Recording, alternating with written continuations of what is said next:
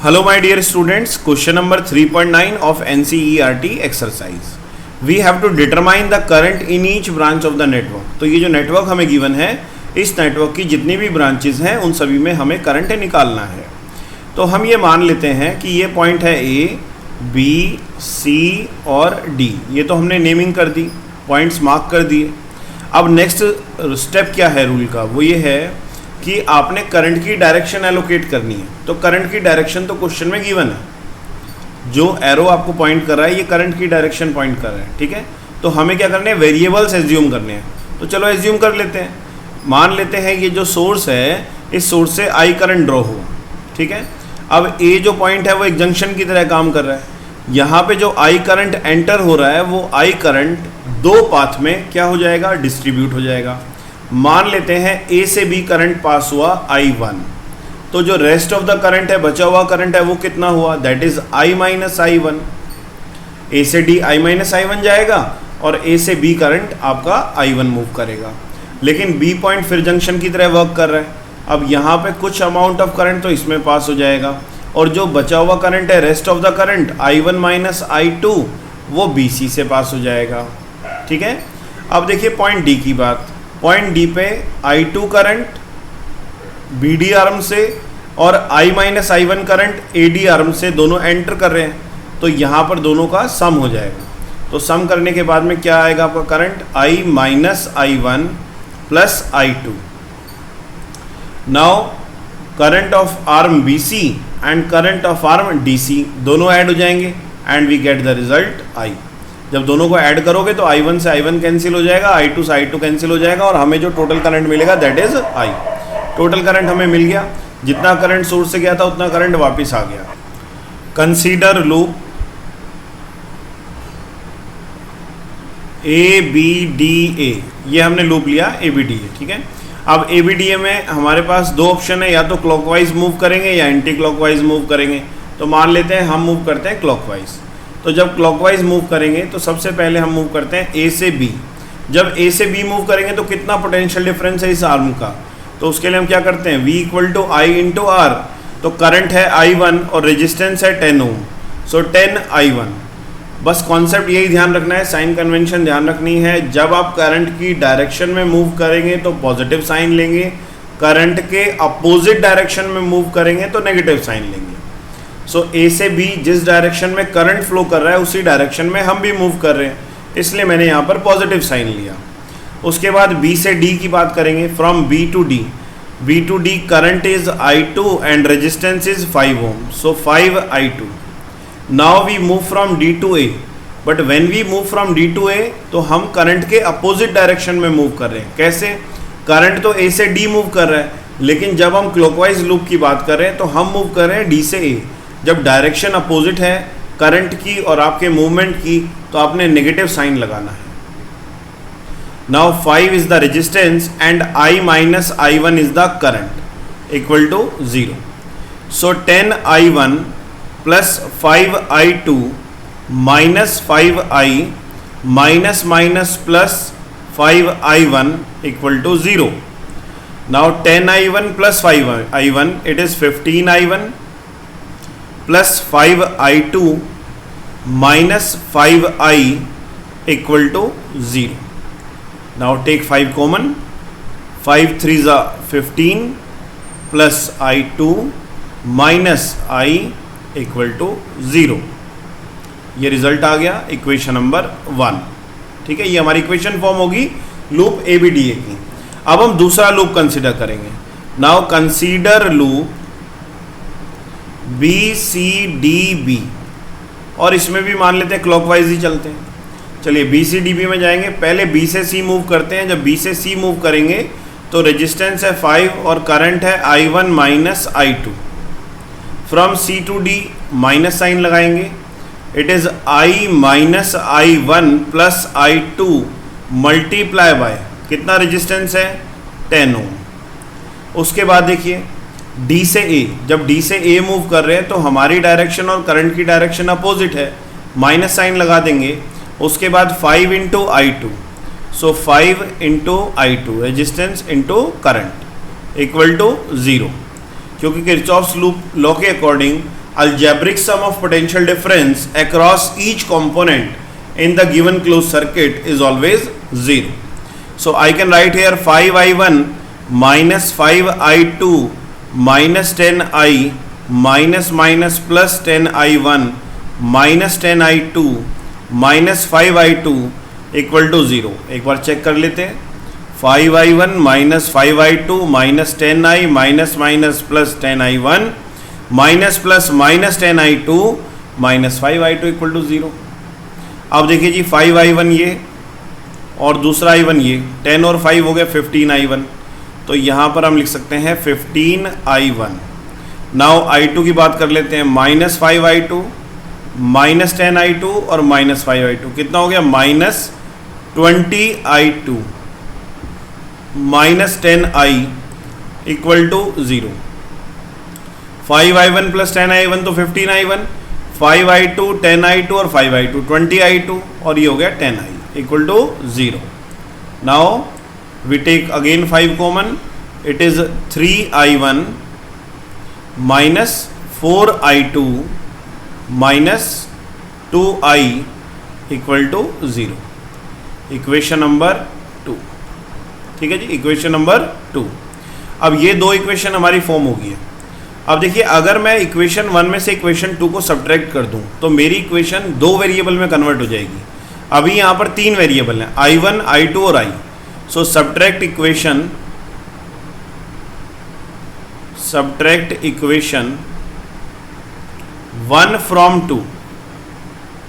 सो जब सब्ट्रैक्ट करेंगे देखिए क्या आएगा? 3i1 minus 4i2 minus 2i equal to 0.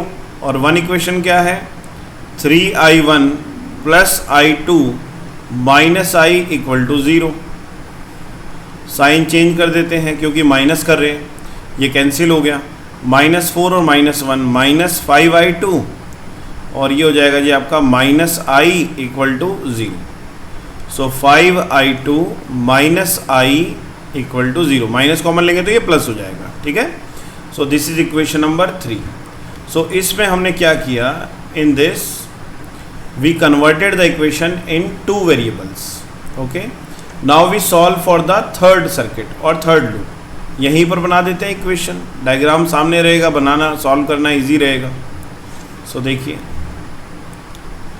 Equation number 3 के लिए दूसरा लूप कंसीडर करते हैं. कंसीडर विच लूप? एक बार पूरा एक्सटर्नल ले लेते हैं जिसमें सेल भी इंक्लूड हो जाएगा ना. Consider loop. Which loop? ए, इस पे नाम लिख देते हैं हम यहाँ पर ABCD. E इसको लेते हैं E और ये हो गया F. ठीक है. तो यहाँ से स्टार्ट करते हैं ABCEFA और फिर हम चलते हैं clockwise. Again we move clockwise. Now from A to B. From A to B, what is the value of resistance? Resistance is 10. Current is I1. Now from B to C. B to C, the resistance is 5 ohm. So it is plus 5 into what is the value of current? Current is I1 minus I2. Now next is from C to E. There is no resistor. अब हम E से जब F की ओर move करेंगे तो हम कौन से टर्मिनल पे स्ट्राइक कर रहे हैं? नेगेटिव टर्मिनल पे. सो हम यहाँ लिखेंगे माइनस 10. उसके बाद देखिए प्लस 10 इंटू आई और यहाँ पर हम वापस ए पॉइंट पे आ गए. Circuit complete equal to 0. Now 10i1 plus 5i1 minus 5i2 minus 10 plus 10i equal to 0. Now 10i1 plus 5i1 is 15i1. It is 15i1 plus 10i. 15i1 plus 10i minus 5i2 equal to 10. Now I am going to take 5 common. So it is 3i1 plus 2i minus i2 equal to 2. यही होगा. Check कर लेते हैं. 5 3 जा 15, 5 2 जा 10, 5 1 जा 5, 5 2 जा 10. Equation number, this is equation number 4. ये हमारी 4 इक्वेशन होगी. अब इस इक्वेशन में थर्ड में देखिए, थर्ड इक्वेशन में हमने 2 वेरिएबल लिए थे I2 और I. फोर्थ इक्वेशन में भी हम I2 और I वेरिएबल ही लेंगे. I1 को यहाँ से एलिमिनेट करेंगे. उसके लिए हम क्या करेंगे? Again subtract equation 1. Subtract equation 1. आप इक्वेशन 1 को सब्ट्रैक्ट कर दो फ्रॉम 4. तो जब 1 इक्वेशन को 4 में से सब्ट्रैक्ट करेंगे तो क्या रिजल्ट आएगा, पहले 4 लिख लेते हैं. 3i1 plus 2i minus i2 equal to 2. And what is equation number 1? 3i1 plus i2 minus i equal to 0. Okay, now we solve it. Minus plus, so it is 3i1 से 3i1 cancel, 2i और plus i, this is 3i and it is minus 2i2 equal to 2. Equation number 5. Now we solve equation number 3 and 5. Subtract equation 3 multiply by 3 with equation number 5. So third equation देखिए क्या है, 5 3 जा 15 हो जाएगा. 15i2 plus 3i equal to 0. और यहाँ पर आ जाएगा आपका 3i minus 2i2 equal to 2. Change the sign, minus plus minus, 3i से 3i cancel. 15 to 17i2 is equal to minus 2. Now i2 is equal to minus 2 by 17 ampere. Minus 2 by 17 ampere. Now we can find out the value of I also. Put the value of I2 in equation number 3. Now 5i2 plus I equal to 0. Now 5 into minus 2 by 17 plus I equal to 0. Now I is equal to 10 by 17 ampere. This is the value of I. ऐसे ही हम जो है I की value, I1 की value भी calculate कर सकते हैं. I1 की वैल्यू में इक्वेशन 1 में पुट कर दीजिए. Put the value of I2 and I in equation number 1. Now what is equation 1? 3i1 plus I2, 3i1 plus I2 minus I equal to 0. 3i1 plus I2, I2 is minus 2 by 17 minus I is 10 by 17 equal to 0. Now 3i1 minus 2 by 17 and minus 10 by 17 equal to 0. So we can solve it and calculate the value. 3i1 minus 2 and minus 10 minus 12 by 17 equal to 0. So 3i1 equal to 12 by 17. और हम ये जो 3 को है दूसरे side में cross multiply कर सकते हैं. So it is 12 by 51. So this is the value of current which is drawn from the cell. Now in arm A B, अब हमें क्या करना था, ईच ब्रांच में हमें करंट की वैल्यू फाइंड करनी थी. तो ए बी आर्म में करंट की वैल्यू कितनी है, I1. So in arm A B, the current value is I1. So what is the value of I1? The value of I1 is 12 by 51 ampere. And in arm BD, the value of current is I2, and we calculated the value of I2, that is minus 2 by 17 ampere.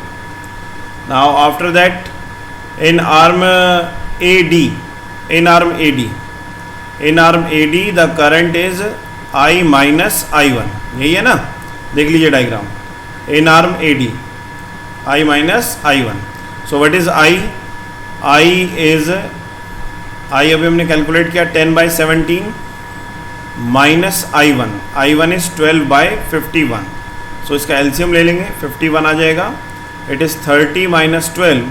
So it is 10 minus 2 8, 18 by 51 ampere. This is the amount of current in arm AD. Similarly, we can calculate the amount of current in arm BC.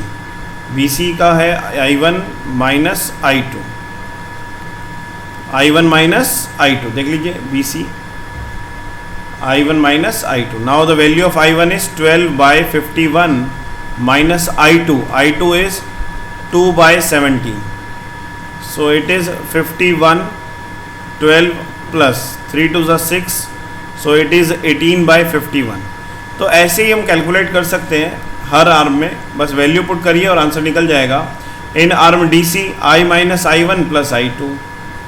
In arm DC the current is I minus I1 plus I2. Now what is the value of I? I की value है 10 by 17 and value of I1 is 12 by 51 and value of I2 is 2 by 17. So we solve it to find the value of current in arm DC. LCM is 51. It is 30 minus 12 minus 6. Now it is 12 and 6 minus 18. So 30 minus 18 divided by 51. It is 12 by 51. So 3 4s are 12, 17. So it is 4 by 17 ampere. So current in arm DC is 4 by 17 ampere. So इस question में हमें इस तरीके से Kirchhoff's loop law का use करके current find करना था in each branch of the network, जो हमने कैलकुलेट कर लिया. So I hope you understood this. But अगर आपको अभी भी कोई डाउट अगर रह गया इसमें, then you can write in the comment box. Okay, for next numerical watch the next video. Thank you very much. जय हिंद, जय भारत.